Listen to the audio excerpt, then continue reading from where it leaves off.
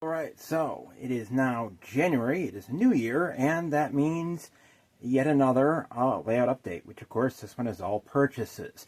Also, it is the announcement that it is for sure that the barn is going to be fixed because at around 1:36 afternoon of Thursday, or when I'm actually recording this early Friday morning, I officially put the check in the mail heading to Woodford Barn Repair with the $3,561 that it's going to take to pay the deposit on the barn repairs, which of course that is just going to be the replacing the two beams that broke. They are then going to rebuild the main structure as much as they can with any wood that they can reuse and any new wood that they need. Maybe get some stuff from a reuse place. Excuse me. Got a hair coming out of my mouth. And then put a brand new roof on it with new 2x10 rafters. And it'll be a metal roof that'll match the roof of the house. And I was able to, I have 3 orders that I made this month. I have 2 new locomotives. I have a bunch of newer cars, some of which is from Train Freak Hobbies. So we'll do that box first, which is at the bottom of it, because he taped the top of it up so much I didn't want to mess with the top tape. So I undid the bottom. So first we have, now this is to go with the coal dealer, which is here. And I'm not sure how. One thing I gotta ask first for advice, because whenever I ask advice online, nobody ever answers me.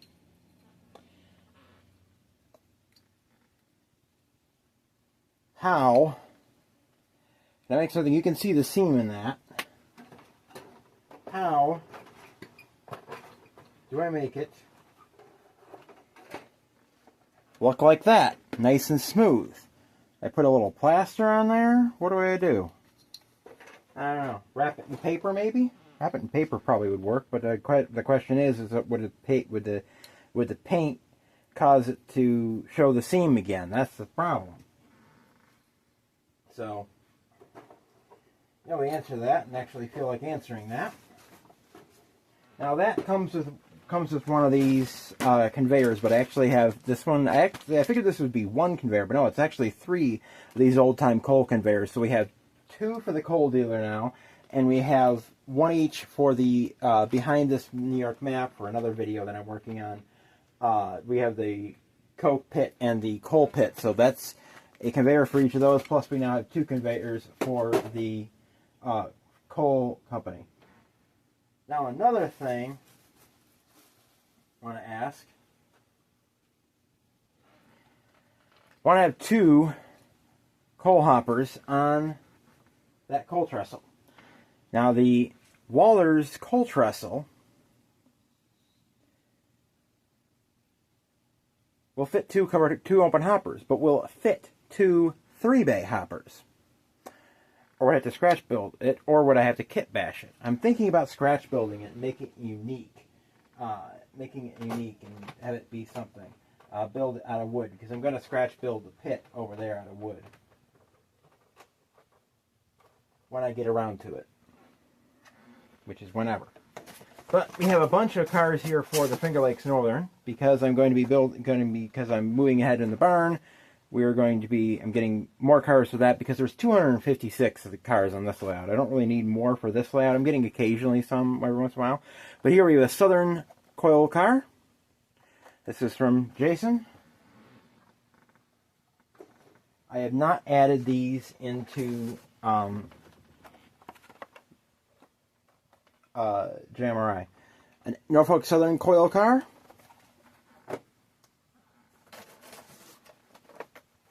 Another Norfolk Southern coil car, and that one is weathered. I don't know if you can see it in there, but it is weathered. And then we have another coil car, this one another NS, and this one is also weathered, only slightly. See a little bit of rust in there, maybe. I got another coil car in here, but I got some other loose ones here. And unfortunately, Jason, we had another plastic coupler break, and then another, and it was on another MMP gondola. MP gondola. This one broke, so that's going to be another one that I have to replace with a metal coupler eventually. I keep forgetting every time I order stuff from a hobby store to put couplers in there. I forget until I've already hit the make order, until I hit the confirm order button. Now this one is Ohio Southern, which is a freelance done by an NRA member. Now supposedly this is not an authentic car. Someone said that the Herald is not authentic for his railroad, but whatever. This one will be running this layout. He had it as unknown, but with that metal weight on the bottom, I'd say that's Athearn Blue Box. Looks Athearn Blue Box.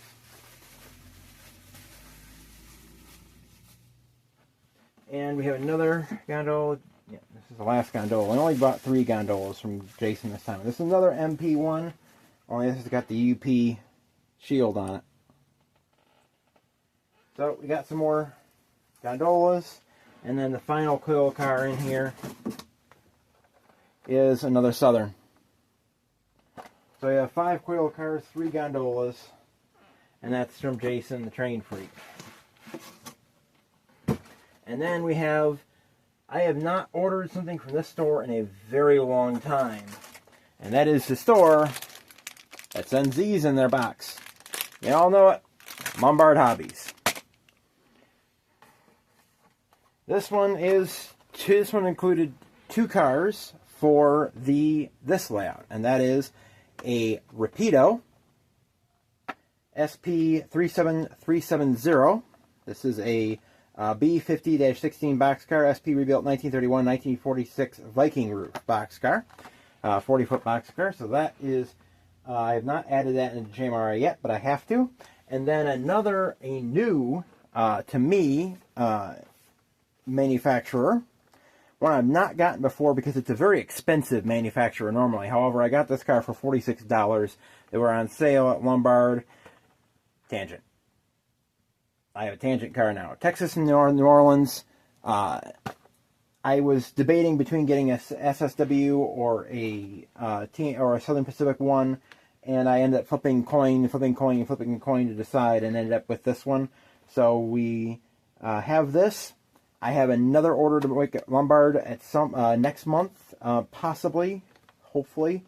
I probably won't make 3 orders next month because I am going to be quite short, because I am stretching myself to the bare minimum to get that barn done. So then we have the locomotive.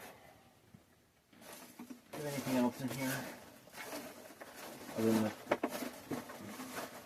other than Sparky's favorite packing material? Want some pink peanut, Sparky? You have to come down and get him. We have one locomotive, and this is not a manufacturer that I don't have. However, it is a manufacturer that I do not have a locomotive for. I bought a kit from this company, a freight car from this company, some time ago. It's sitting over there. It's not on the layout right now, but it was a Chesapeake, Ohio 70-ton 4-bay open hopper. It was a kit. And I actually did a little bit of review of the kit and how it did not go together how it was supposed to. However, the locomotive in my hands from that company is beautiful. And it joins the Finger Lakes Northern roster as a purchase in 2025, fresh from Canadian National, where it had been served, where it had once wore orange as under the EJ&E, and then it was repainted to CN with EJ&E reporting marks. The last time it was photographed, I believe, was 2023, so we've had it being acquired in 2025 and arriving on Finger Lakes Northern property, which unfortunately I will do not have the Finger Lakes Northern built, so I can run it on the layout on the year that it should be, but it will be immediately put in the paint booth and restored to its as-new appearance to commemorate 250 years of the United States of America and introduce you to Finger Lakes Northern 668, or the E. Janey Bicentennial Unit.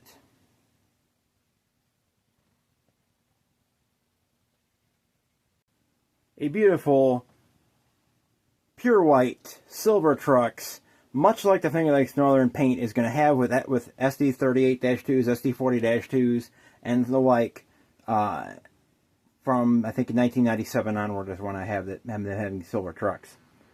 But this absolutely beautiful Spirit of 76 SD38-2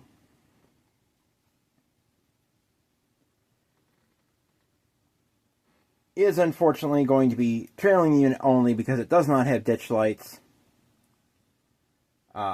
which is a kind of a plot hole because they would have them, but I'm not going to put ditch lights on this, and I could probably talk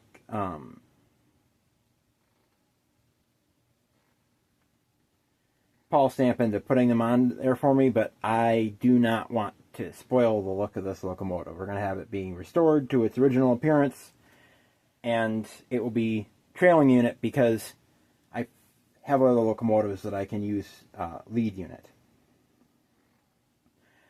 So this absolutely beautiful locomotive joins my roster of bicentennial locomotive, which of course includes EL 3632, which, being an SD45, fits the Finger Lakes Northern numbering sequence of 3600s being SD45s and 45-2s. Then we have somewhere around here is the Cotton Belt SD45 T-2. Do I have another bicentennial unit? No, I don't think I do. But I should be getting another one at some point. I don't know if they are still in stock when I can get to it, when I can get to buying it. Going to be getting an SD40-2 if they still have it when I can get to it. But I have a bunch of locomotives to get to buy. The next purchase is I'm not going to say it because I don't know for sure if it's going to be it, but I have my eye on what my next purchase is going to be. It is going to be another big locomotive, 6-axle locomotive that will not be running this layout. I do plan on this month adding. I'm probably going to get a display shelf from Amazon. They make some this HO scale display shelves on Amazon. I'm going to check some reviews because I kind of like to have my 4-axle power that I can run in this layout up on a display shelf, like back there, and be able to just take one out and run it if I want to, like the GP18 926, the Jeep or the Helm Leasing GP38-2, or the GP39-2, or the all my 4 axles out, and if some 6 axles will fit, like ones that are out, like the Baltimore, Ohio SD9, I think it is, or the Conrail SD40 that's still out. So that's it for right now. We'll be back whenever. Right now I have a order with Yankee Dabbler. I ordered over $400 worth of stuff, including a new locomotive, which is a locomotive of my younger days, just like this one was. It's to go with this one. It is a Norfolk Southern locomotive. And it's a locomotive that you will no longer see anymore. It's one that really will drive home when I get to the modeling of the Southern Tier line. It'll really drive home the era that layout is, because that was what made it my childhood, was a locomotive like what's going to be coming. High-nose GP50s, high-nose GP38-2s, the SD50s, the SD60s, standard cabs, the SD70s, the even SD60Ms, SD60Is, SD70Ms. Those were my childhood before the Dash 8s took over, and now the AC-44 C6Ms, which are plaguing the Southern Tier now and plaguing the entire NS system. It's a locomotive that will really, and the next time I go to Paul's, I will be taking this and the one that's coming, and I'm going to run that as H06. Or have somebody run it as H06. If I'm not running the Aird, I'll run it as H06. But, yep, that's what's going on. Unfortunately, Yankee Dabbler has not sent the package. And for the years I've been dealing with Yankee Dabbler, I'm actually not happy with them. I got a call today from a number that's the same area code as theirs, but it wasn't the same number as the store, so I don't know if it was them or not. And my order is still not fulfilled. It's paid for. It appears on my credit card, but it's not being fulfilled. It hasn't been fulfilled yet.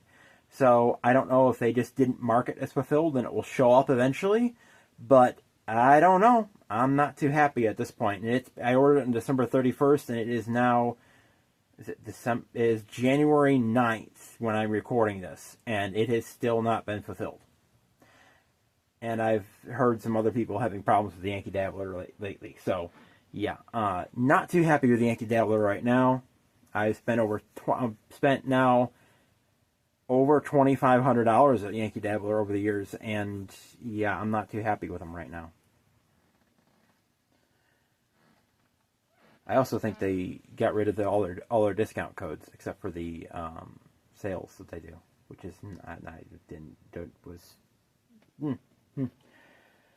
So that's it. We'll see what happens in February. In a few days, I should hear from Woodford Brothers. Maybe I'll have heard from them by the time I'm recording the other part of this video, where I show the package from Yankee Dabbler, whenever that gets here. So, see you then. Alright, so it is now middle of January, and it was like the next day after I recorded the last bit where I showed the stuff I got from Yankee Dabbler and Jason's store, like this locomotive from Yankee Dabbler. From Lombard Hobbies. Yankee Dabbler actually got in touch with me, and I found out why it took so long for them to send the stuff. Well, one of the cars they had listed on their site as in stock was actually out of stock, or at least they couldn't find it in the warehouse, which, if you've seen Engineer Hall's videos where him and DJ go back in the warehouse, you know how full that is, so it could possibly actually be in there, and they just couldn't find it. But that was one of these South Buffalo hoppers. This is a KD car. This is now my second or third KD car. And I ordered 138 and they could not find it, so they sent me 116. So that is going to be added into my South Buffalo fleet. And the other thing that they had to wait for was I had to get this. I think this is the thing that they had to get in from Walthers. This is a car for this layout. This is a 1957 Buick Century Caballero. And this is a perfect vehicle for a 1920 to 1960 layout. It'd be brand new the first years of the last years of the layout being in operation. So we're gonna, next time we have an operating video on this layout, which will be whenever I can get to it, you'll have this car on the layout. Then of course we have some other stuff in here. There's another freight car here. This is an Atlas. We have Astoria Plywood Corp. Now this is going to be one of the cars will be delivering wood to lumber, building products to probably Bailey Softwoods, the lumber company in the Finger Lakes Northern that is named after Rick Bailey, the tree. So we have car for Bailey Softwoods. Might end up going to Wilson Lumber, but I figured that Wilson deals in more in specialty hardwoods, while Bailey deals in soft, like pine, which would be plywood and stuff.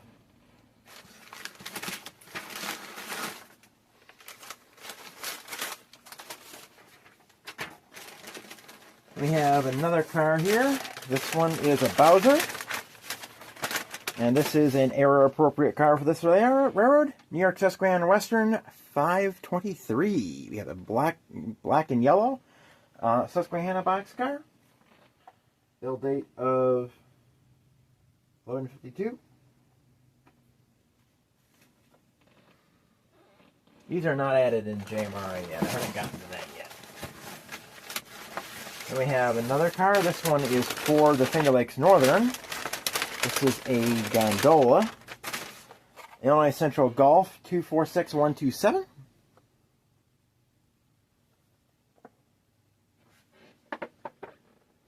So that's got to go in the box for Finger Lakes Northern. And then we have a new caboose. And now this one, I will be ordering the locomotive eventually, but right now Yankee Dabbler has like 14 of them in stock, so I don't have to worry about getting one of them right now. And there's some other stores that still have them. And that is the Operation Lifesaver 50th Anniversary caboose. I have that now, so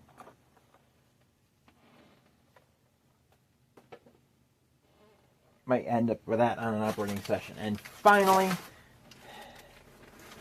we have an Athearn Genesis locomotive. Now, this is one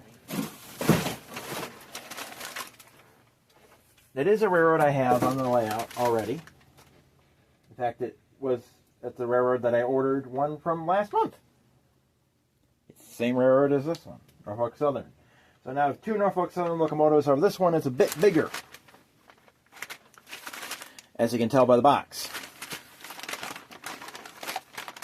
Now, when you're modeling the Southern Tier line, the present day, you would have AC 4400, not AC, AC 44C6Ms, and Dash 9s, and AC, ES44 ACs, ES44 Tier 4s, SD70 ACEs, SD70 ACCs, SD60Es, not so much over here, but all sorts of different things. However, modeling in the post-Conrail era, 1999 through 2009, like my model railroad of the Southern Tier line will be, you need power that reflects that time period. And what better way to reflect that time period than a locomotive that you will not see on Norfolk Southern rails anymore?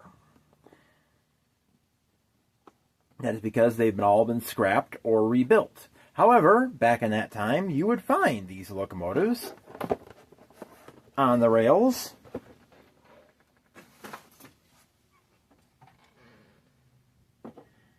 And I remember seeing almost every single one of them came through Silver Springs at one time or another while I was watching trains.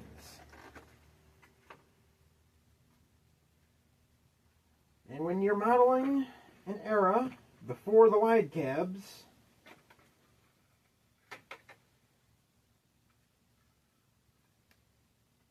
you really drive that home with a Spartan Cab SD70. 2563 is one of the many Spartan Cab SD70s that came through the area. And this is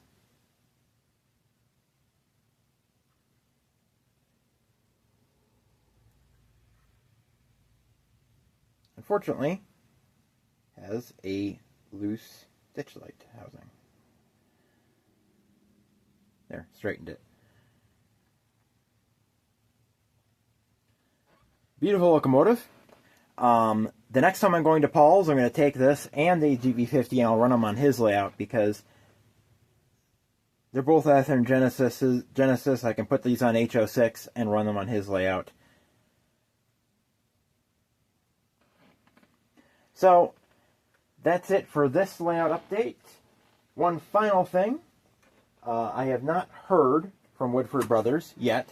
However, my bank account shows that they have cashed the deposit check They have not, however, gotten in touch with me to schedule a time that they could do the barn yet. I'm not sure when they're going to contact me, but they have not contacted me yet. So hopefully that'll be contacting me soon. $3,561 sent to them. Yeah.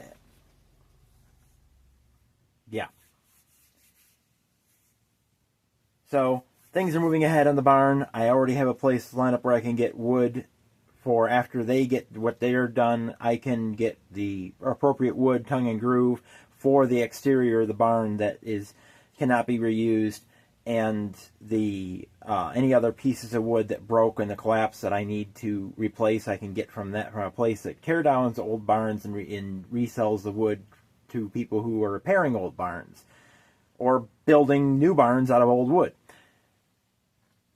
So that's what's going on with that.